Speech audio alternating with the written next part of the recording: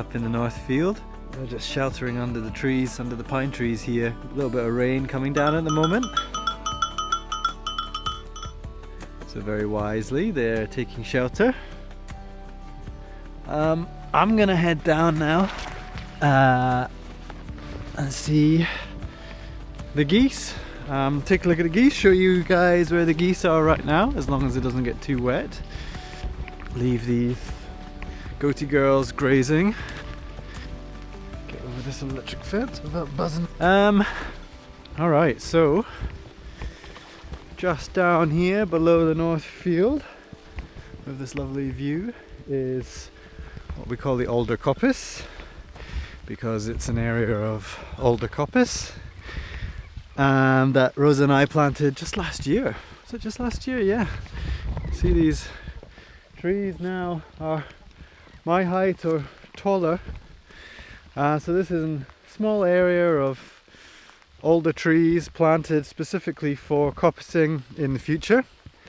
And this is a very wet area of the farm. Got high water table, a large pond is above us there, so a lot of water right here. And of course alder can tolerate a lot of wet feet, so planted that there. It's a very fast growing tree, that's important to us because I'm a little bit impatient. Quite a wet wood, and a lot of people out there, you'll be screaming at me saying you can't burn it. Well, you're not going to be saying you can't burn it, because of course you can burn it, but it's not most people's choice as a firewood. But we successfully use this as a firewood because it's fast growing, it's a native tree. They were cheap tree stock to get, and they're hard as nails really. They look after themselves pretty well, nitrogen fixing. So it's a great tree alder. So we're growing this as a sort of firewood coppice. Of course there's probably other things that we could look into, but our main idea is for wood fuel. So just a small area. We've got some mature alder behind me here. But anyway, a really great system for keeping geese in. We've had the geese up in this area on and off over the last year, and you can see they've really grazed the grass down in amongst the trees. So it'll be time to move the geese on quite soon because they are running out of grass in here. I'm just going to get in with them. Hey girls and guys. So the geese are doing fine, nothing really to report back on them since we were last vlogging. They've been through the Westfield silvopasture grazing system one time over, so that was great. We got at least 2 grazing rotations, full rotations through that small system.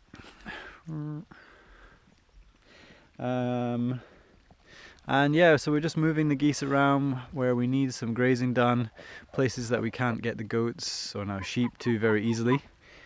Small systems that contain delicate trees like this. The geese don't seem to damage the trees at all. So they're grazing around it, keeping the grass down from the trees, adding their manure. We've allowed them to graze it down quite harshly in here. I'm interested in potentially seeding this area with a little bit more diverse seeding mixture, containing a lot more herbs, especially that are suited to wet ground. So we might graze it, allow that to be grazed down to make it potentially easier for seeding in here. I would love to bring the chickens into this bit and get them to scratch through this thatchy kind of grass that's in here. But I don't know if we'll be able to get the chickshaw up here very easily. Even with better wheels, and I thank you everyone for the get bicycle wheels comments that are still coming in. Even without bigger wheels, it's a very heavy thing to move when it's got close to 30 chickens in it. I have a feeling we're going to be reducing our chicken numbers next year, so that might make things a little bit easier, or we might make a smaller chickshaw for a smaller flock of hens. Anyway, I'm going to leave these guys to it. We'll probably move them down to the area we call Goosewood, which is a very small silvopasture system down behind the goat byre. They've still got a little bit of grass to nibble on here, so they're fine for another day or so. I'm going to take you down to see the hens now. So this alder coppice, look at really great, amazing growth. They'll be 2 years old in March 2021. Really good growth. Only lost a couple to either wind or deer damage, because this isn't fenced in except for when we have the electric poultry netting up, and you can see they're growing back quite well. So yeah, Westfield silvopasture grazing system, and our hay meadow is just here. We've had the goats grazing in what we call our hay meadow because we cut hay from it last year. The goats have been in here, not the new goats, so just the two oldies. But you can see where the green grass is coming through where they've been grazing. So at some point we'll probably get all 4 goats back up here. We're definitely going to bring the sheep up here to have a go at kind of these ungrazed systems which are a bit undergrazed. Just walking through the rotational grazing, silvopasture, got a rows of trees. You can see, so this has all had our goats, geese and chickens rotating through these grazing cells twice this year. I think we could have done it 3 times if we'd started a bit earlier in the year. The chickens are still in the same grazing cell as they were when we last vlogged. I think in our last vlog we were moving them into this cell. So you can see they've really turned the grass very brown, and as you can imagine, when you put nearly 30 chickens in a small grazing cell such as this one, they can turn it to bare earth very quickly. You can see the chickshaw behind me there. And we've been doing this for a reason. As some of you might remember, we talked about reseeding this whole grazing system with a more diverse mix of grazing grasses and forbs. A little bit how I just mentioned up in the alder coppice, of focusing on reseeding up there. This is something we're going to be doing down here, and we've got the seeding mix already, and we've tried a few patches back in August which have grown really well. So we thought we would leave the chickens sort of doing a job for us in reducing the grass that's here, and we're hoping to just broadcast the seed, maybe experimenting with frost seeding, where we throw the seed onto the ground when we've got frosts happening, and that freezing and thawing of the ground helps to pull the seed in without the need to turn the soil up or plough the plot here to be able to then get a sort of seed bed for the seed. So we'll see how that goes for us. It might work. I don't know if anybody else out there has experimented with frost seeding. Obviously getting quite a few areas of bare earth here, so that should take the seed quite well.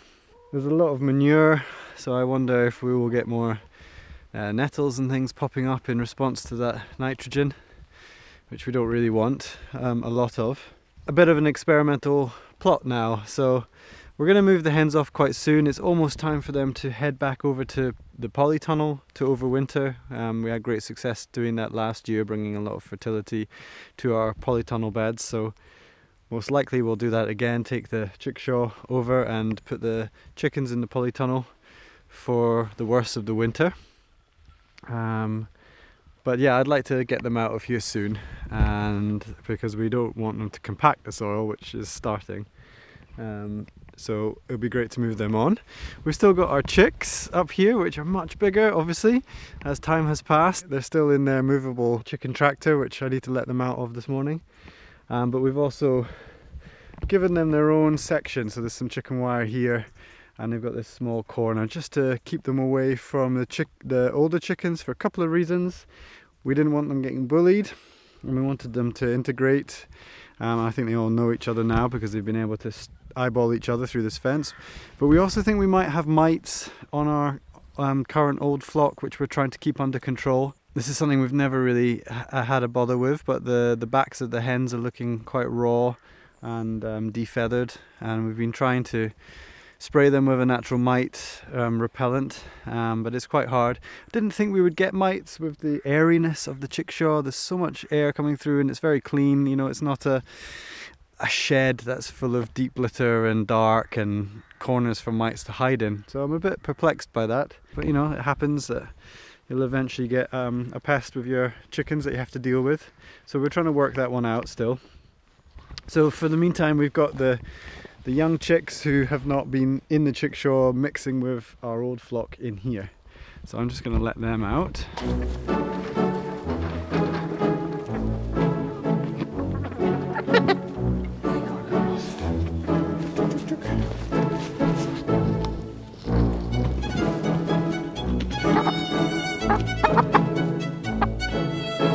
So they're much bigger now, and really obvious. See, we've got one cockerel. You can see him there, bright yellow legs, the white tip to his tail. And he's the one we could tell from a chick that he was going to be a cockerel. He was always much bigger feet and just a bigger presence. He will most likely be on our table at Christmas time.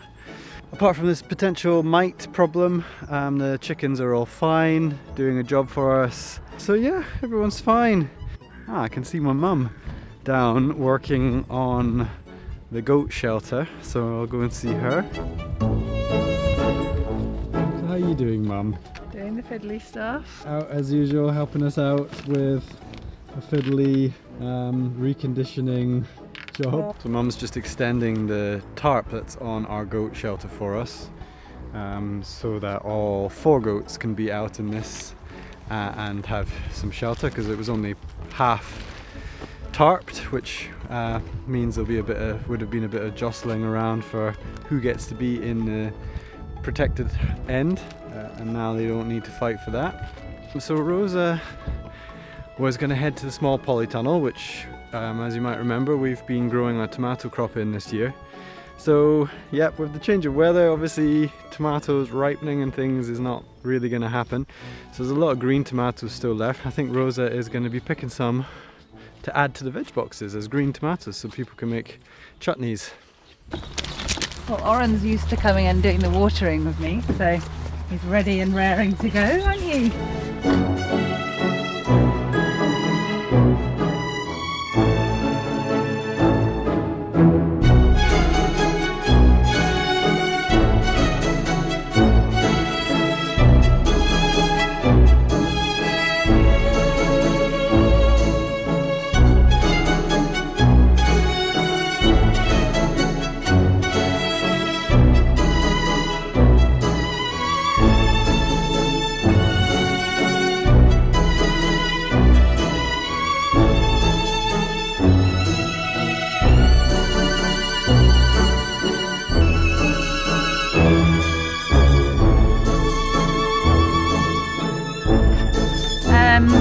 So obviously things have slowed down a lot in the tomato tunnel because it's quite cold outside. What I'm thinking is this probably will be one of the last opportunities to really harvest them before they start getting too cold. We've got some that are kind of starting to ripen. Going to pull them off and harvest them separately, and then pull all the green ones off as well. We might save a few plants to hang up, which we've done before, maybe in the big polytunnel or in our house, and that just lets the tomatoes can carry on ripening on them. But that would just be for home. So for the box, we're going to give them some of the riper tomatoes and then just the leftover green tomatoes, because again, we're trying to treat this veg box a little bit more like it's people's own back garden, and you're always going to have green tomatoes at the end of the season, and they're nice to make chutney with. I like cooking with them as well. So yeah, they're actually a really tasty crop. So we're going to give them as a separate item in the box this week. And then this tunnel will be free for, I think we might use it for a bit of dry storage actually this winter. It's probably, well, it's one of our only dry spaces, which is why we had the goats in there last winter. We've got a few too many goats now to fit in here. So I think it'll probably be hay, tree hay, that kind of thing. But it'll be useful to have it now. So start that. Yeah, I mean, quite a few. Half of me's like almost thinking I don't want to do what I said I was going to do, and I might leave the green tomatoes until next week. Okay. Saying that, I just, as I was saying it, kind of changed my mind, because there's more ripe tomatoes than I thought there were in here. So I think actually I'm going to leave the green tomatoes till next week for the box, because I think they'll be fine until then, and just harvest anything that's even showing a slight blush, and then that'll be for the box this week, and then yeah, green tomatoes next week. It's good to kind of still stagger things in the boxes. It's good to change your mind as well, Rosa, sometimes, because you don't do that much. So. No, exactly. I really stick to what I say. Yeah. We never get it 100% straight around here.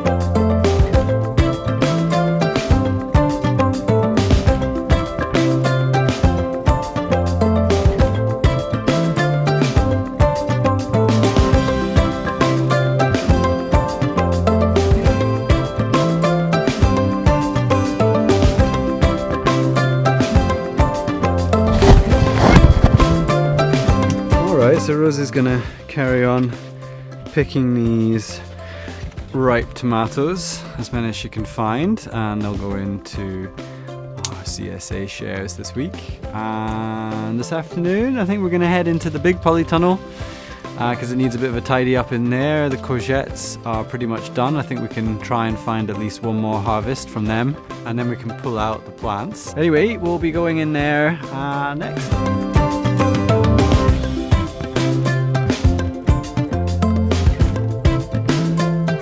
So yeah, the polytunnel, very productive place over the last season, and now it is coming to an end really. The 3 beds of courgettes, a bed of cucumbers and salad that we had there, and this was a bed of French beans, which has now got broccoli and lettuce in it.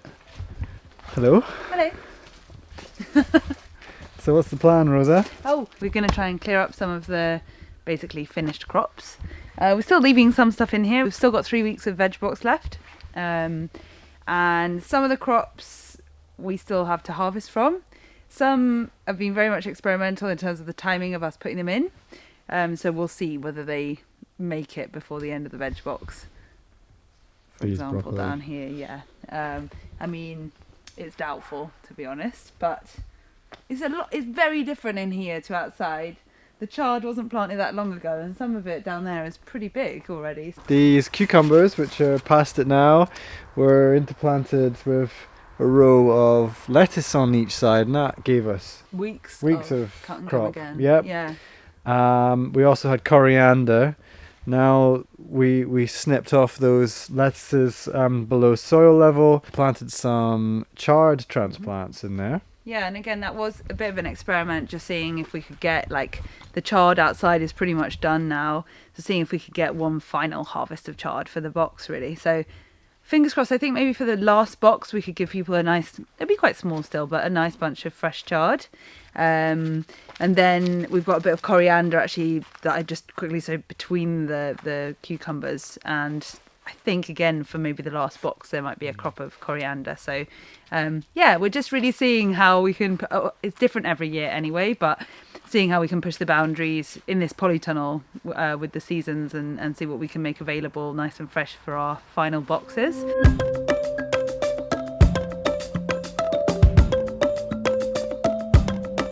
A month or so ago we started to bring in our inoculated shiitake logs. These were some logs that we inoculated during a mushroom cultivation course that we ran here actually 2 years ago. And we've been bringing them up from the woodlot where they've been resting, shocking them by giving them a whack and chucking them in a bucket of cold water, which brings on the fruiting. A bit of a minimal but steady supply of fresh shiitake mushrooms, so that's really great. Rosa's been picking these quite regularly and stir frying them and drying them and adding them to soups. And you can see these little logs here are just popping out these mushrooms. These ones are really all ready to pick. We've got quite a few more down in the woodlot. Hopefully we'll still be able to get them to fruit next year. Okay, so here I am in the middle of the 3 beds of courgettes that we grew this year. They were definitely plentiful. We've managed to get courgettes every week for the CSA. So we're just gonna have a rake around in this big patch just now, see if there's any lurking to be able to pick for this week's box, and then we're gonna start pulling out the plants and taking them to the compost heap. Gonna go and get the BCS with our trailer. just to make it a bit faster and easier to move all this plant material over to the compost.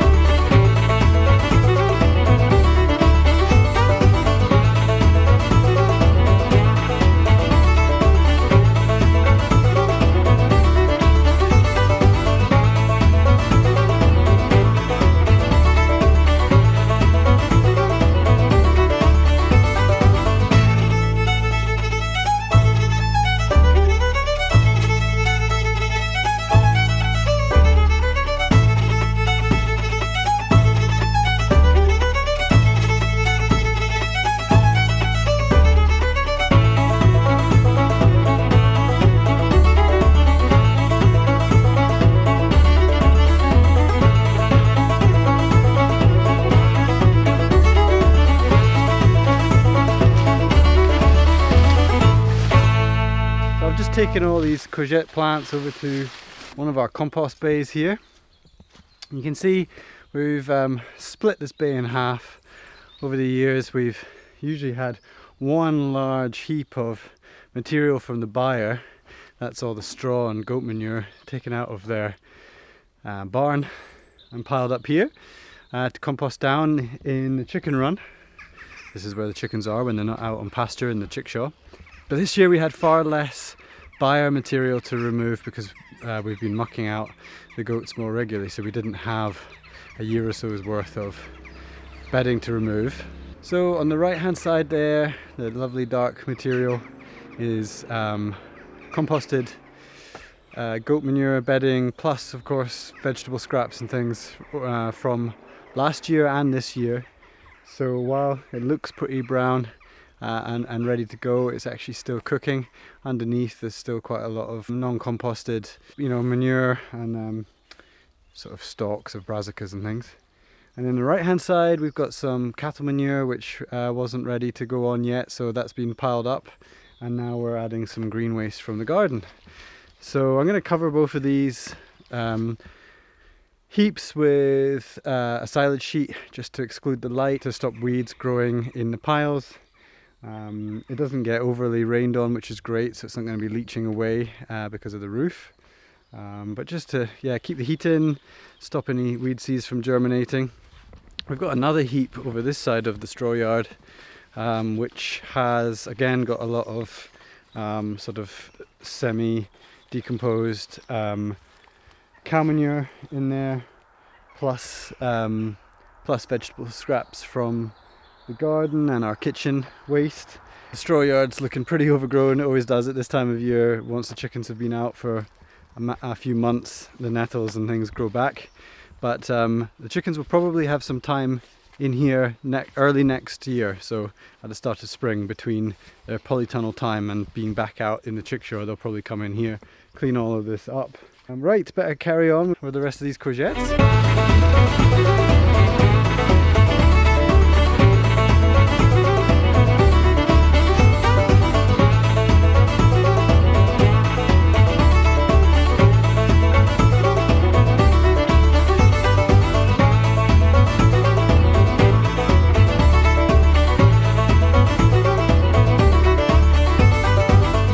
That's the majority of the courgettes in the trailer. So about 2 trailer loads, not too bad. And Rosa began taking down the row of cucumber that's behind me. Starting to get there. We're gonna have to call it a day anyway right now, because we've got to take Oran to the vet just for a kind of routine checkup and things. So I'm going to just leave the trailer in here and I'll dump it on the compost tomorrow or next possible day. Although, harvest day tomorrow, so I'm not sure we'll get it done. But it's a start. Great to see that happening. It's so nice to have the vegetables growing, but then you just hit this certain point of the season when everything's dying back and getting a bit sluggish and mouldy, and you just think, it'd be nice to tidy it up. So that's great to see that. I gotta go and get the sheep in, get the eggs, give the geese some fresh water, and then call it a day. I hope you're all doing well out there. Thanks for watching today's farm vlog. If you like what you see, please subscribe to the channel, give it a like, leave us a comment, and if you want to support us more, you really can by going over to Patreon, searching for Tap Farm, and seeing what's available there and how you can help us. So many thanks to you all, and we'll catch you next time. See ya.